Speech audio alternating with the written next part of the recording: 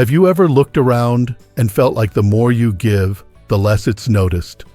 Like your presence, your kindness, your sacrifices have just become part of the background noise. You cook meals, lend money, watch the grandkids, drop everything when someone calls, and yet when you need something, there's silence. Maybe a text 2 days late, maybe no response at all.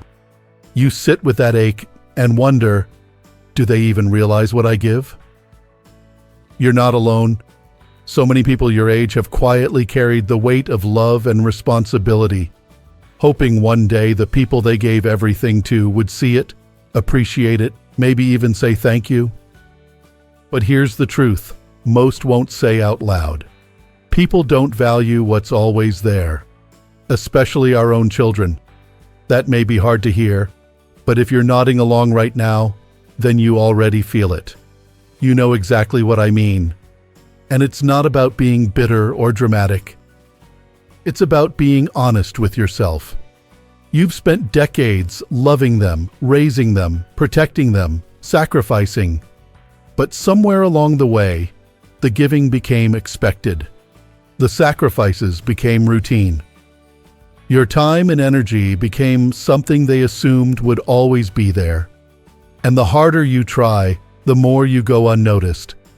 It's exhausting, isn't it? Let's take a moment and flip this around.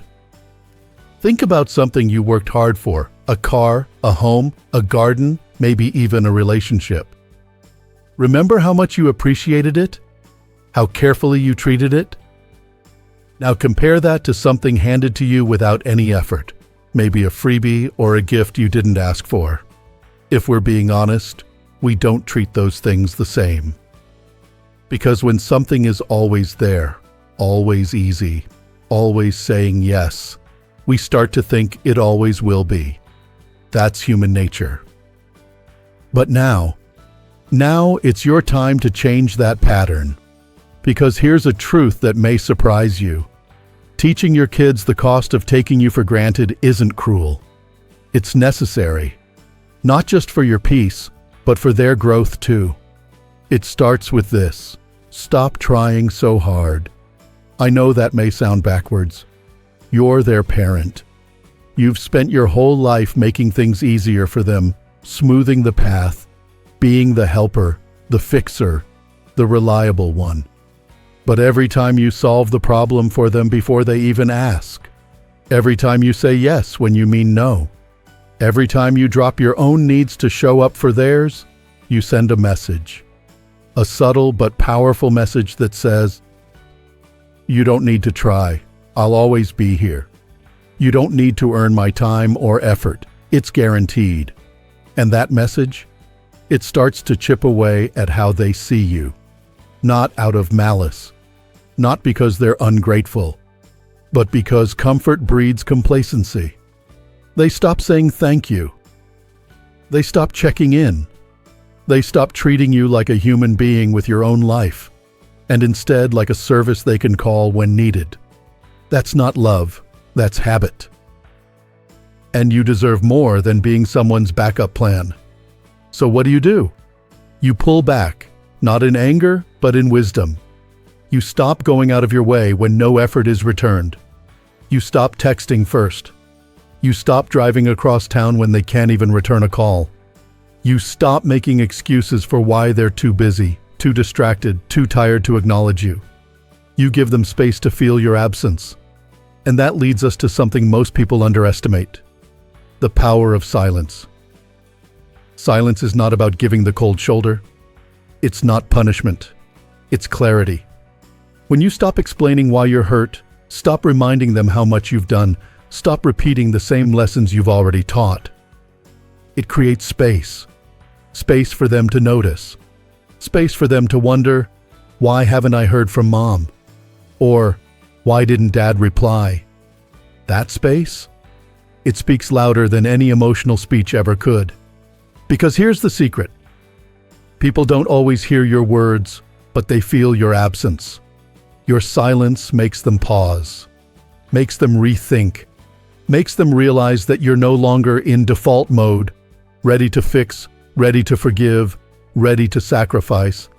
And if they truly care, that silence won't be empty for long. They'll start reaching out. They'll start remembering. But even more than that, they'll start appreciating. It can be hard at first. Silence feels unnatural when you've spent years talking, reminding, giving. You may worry, what if they forget me? But ask yourself, if your silence causes them to move on, were they really showing up for you in the first place? Or were they just used to the version of you that never said no? When you step back and give your children the chance to feel what life is like without your constant support, it's not rejection, it's reality. It's an invitation for them to rise, to meet you halfway, to grow up even if they're already grown, to learn finally that your time and love are not infinite or automatic. They are precious. And just like anything precious, they must be treated with care. And maybe for the first time in a long time, you'll feel the weight lift off your shoulders. The phone may be quiet for a while. The calendar may look emptier. But in that space, something else will appear. Peace, clarity, a sense of your own self again. You'll remember that you're not just a parent, you're a person.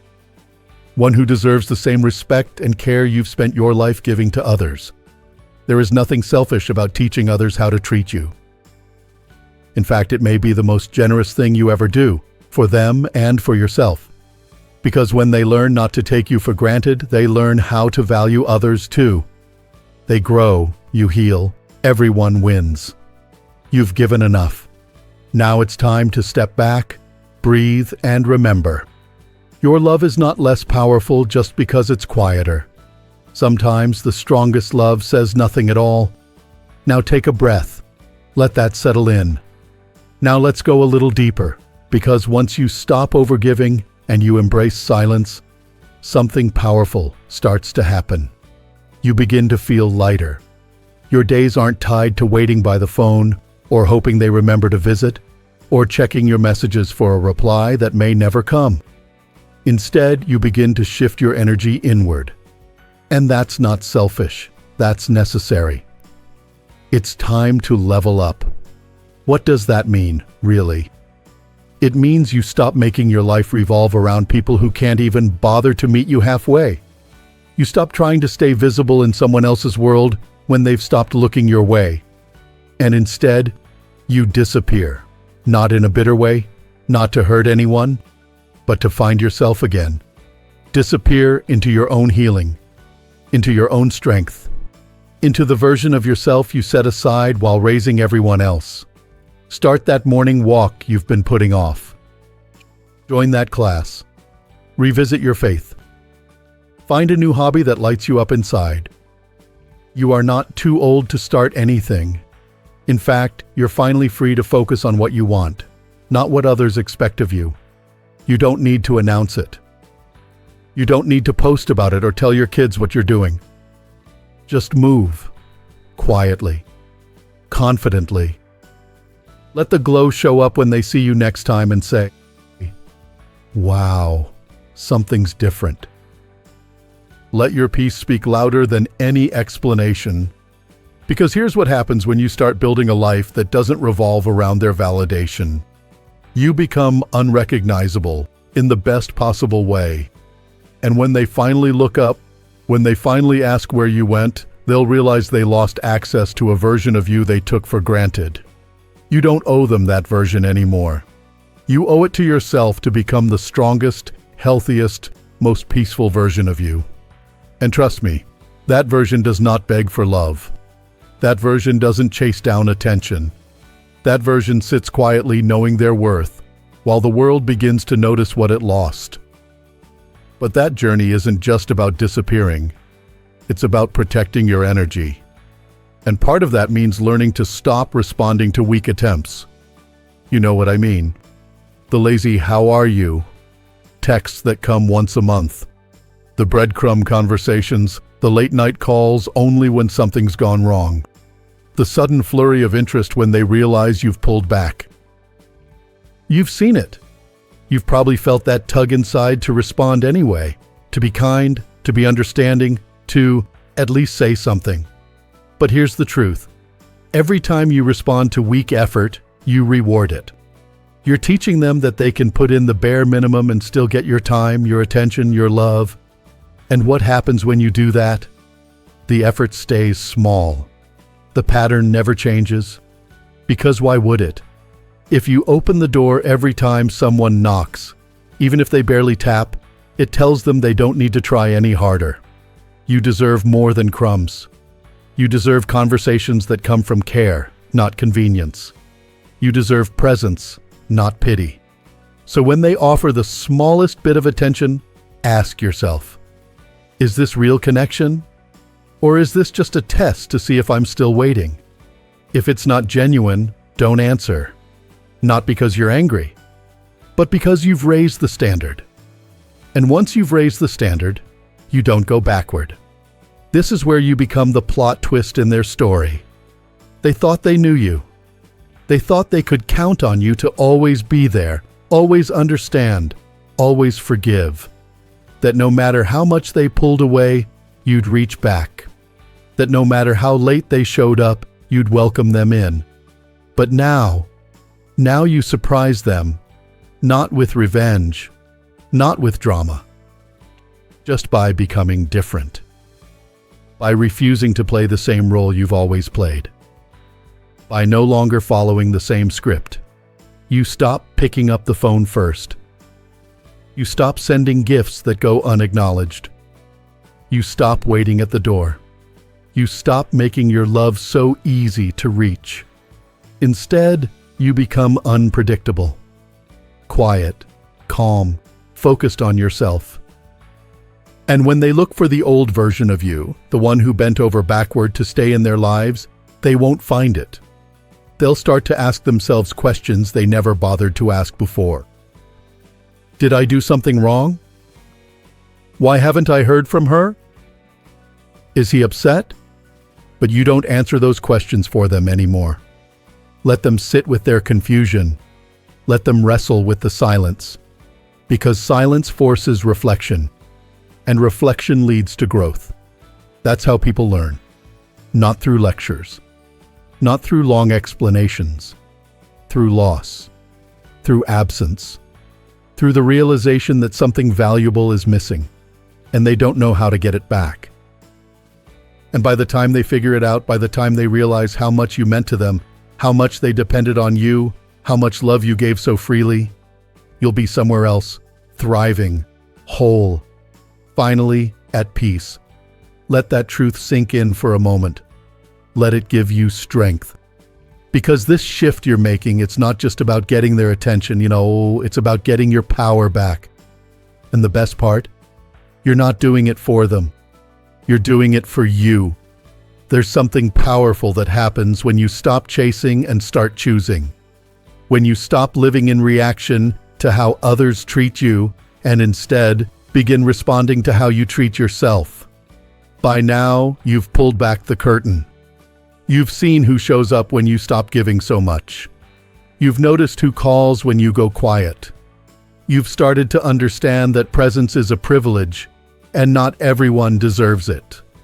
And now we arrive at a hard truth, maybe the hardest of all.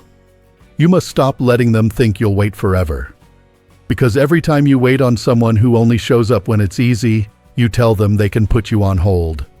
You send a message, even silently, that says, "Take your time. I'll still be here." And that message chips away at your dignity a little more each day. Here's the thing. People move differently when they think they might lose you. When there's urgency. When they know they can't delay the visit or postpone the call or keep putting off that apology. But when they believe you'll always be around, no matter how they act, they stop trying. And you become a background character in their life. You were never meant to be background. So no more waiting by the phone. No more clearing your schedule just in case they drop by. No more sitting with hope as your only companion.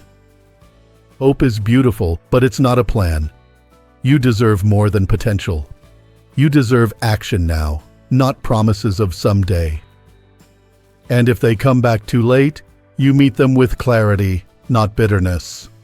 You don't have to yell. You don't have to scold. You don't have to explain where you've been. Your absence already did the talking.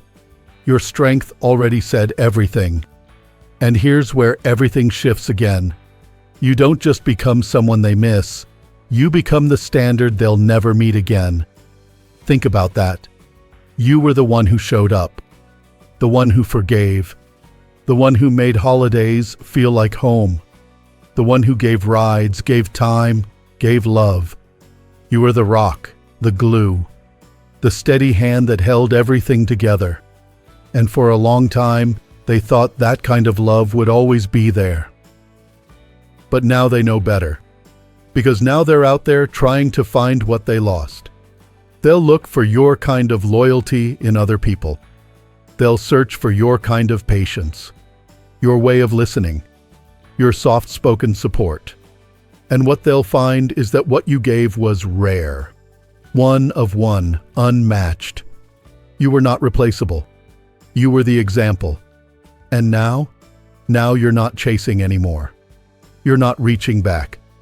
You're not lowering your voice, your standards, or your spirit just to be accepted. Because something inside you finally clicked. You're not the one proving your worth. You're the one being remembered. For all the things they should have appreciated while they had you. But here's the most important piece of all. You must never go back. Even if they come running. Even if they apologize. Even if they say all the things you wished they'd said years ago.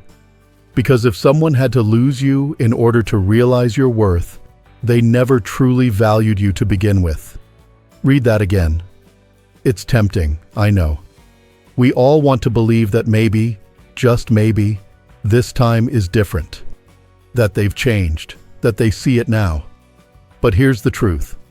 If they couldn't appreciate your presence when they had full access to it, what makes you think they'll treat you better after taking you for granted?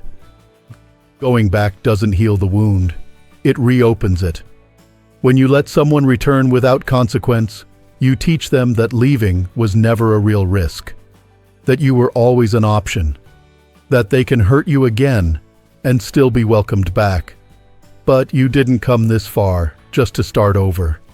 You didn't find your peace just to hand it back. You didn't rebuild your strength just to give it away again. You've learned. You've grown.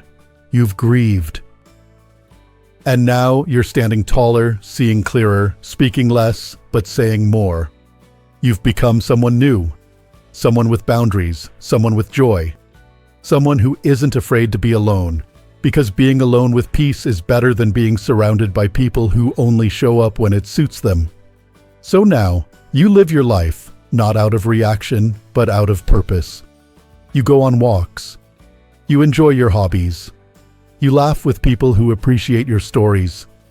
You explore new things, meet new faces, and let your heart open to people who meet you with the same love and care you once gave without hesitation. And if someone from the past comes knocking, they'll find that the door has changed. Not locked in anger, but upgraded with self-respect. You can wish them well without letting them back in. You can honor the love you had without inviting the pain again. Because now you know your presence is valuable. Your time is precious. And your energy? It's no longer for sale to people who never paid attention when it was free.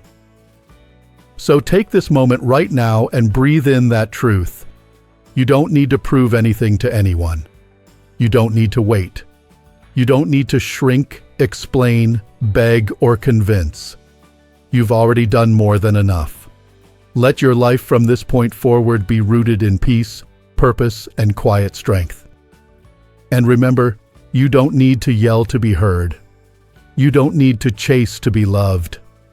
And you never ever need to go backward to feel whole. Because here's the truth, your best years aren't behind you. They're just beginning. You're not too late. You're right on time. You're not too much. You've just been giving too much to the wrong people. You're not invisible. You were just looking for recognition in the wrong places. But now you see yourself clearly. Now you honor your own worth. And when you do that, when you choose yourself, you attract everything and everyone that was always meant for you. So if this message speaks to your heart today, drop a comment below and say it out loud. I refuse to be taken for granted again. Own it, claim it, and live it. If you found this video helpful, please give it a like and subscribe to Strong Elderly Life for more uplifting content made just for you. Share it with someone who needs this reminder today. Here's to living your truth, protecting your peace, and becoming the standard no one can ever take for granted again. You've earned it. You deserve it. And you're just getting started.